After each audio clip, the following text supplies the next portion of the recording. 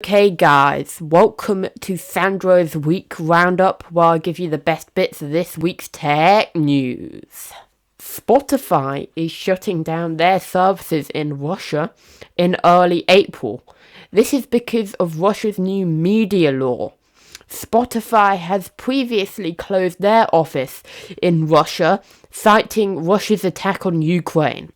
A new act in the EU called the Digital Markets Act, or DMA for short, is a new act which basically, in layman's terms, means that tech companies with a market cap more than 75 million euros and which have at least 45 million monthly European users can't give their own apps too much preferential treatment on a customer's device.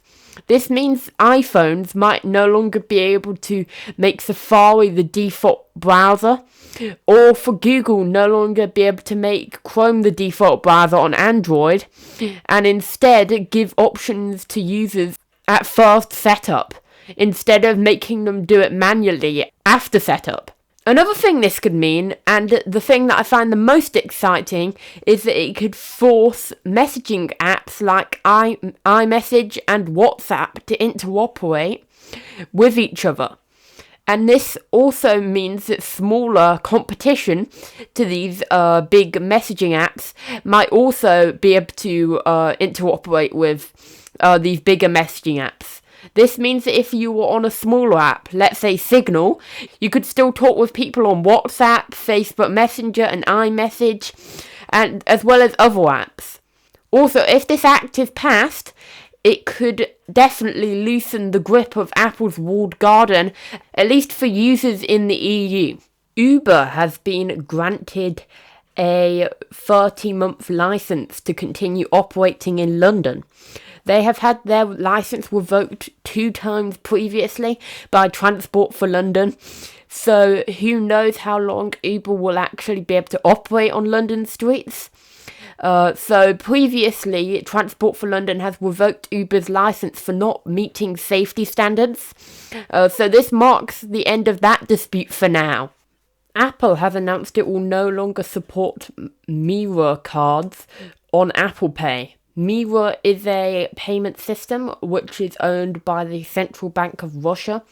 So Apple are clearly doing this because of the current situation in Ukraine, and also because Russia got cut off from the international SWIFT payment network. Other Russian cards, not on the Mirror network, were already blocked from using Apple Pay. However, now Mirror cards are also affected by this block.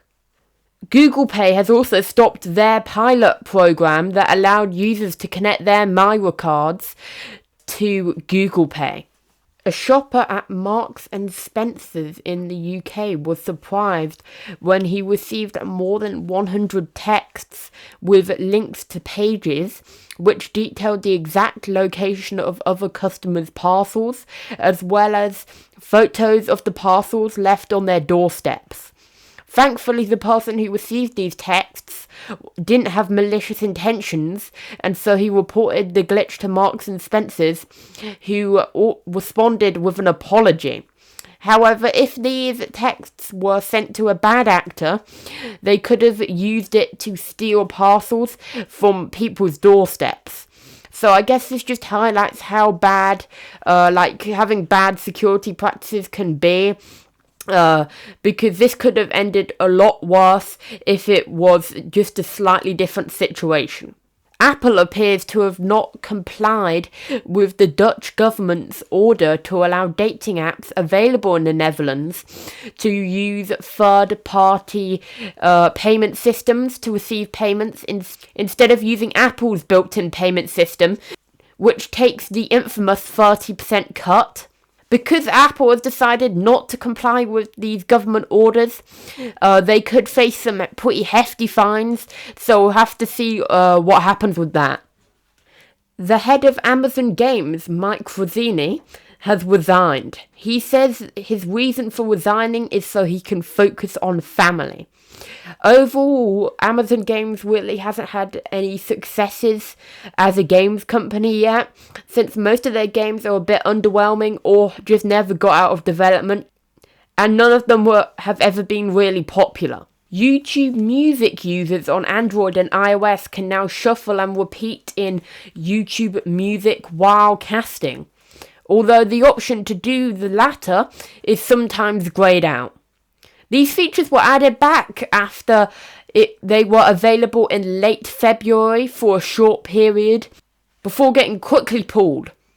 These features, sadly, are not available on the iPad app yet. Thanks for watching. If you enjoyed today's video, like, subscribe and share.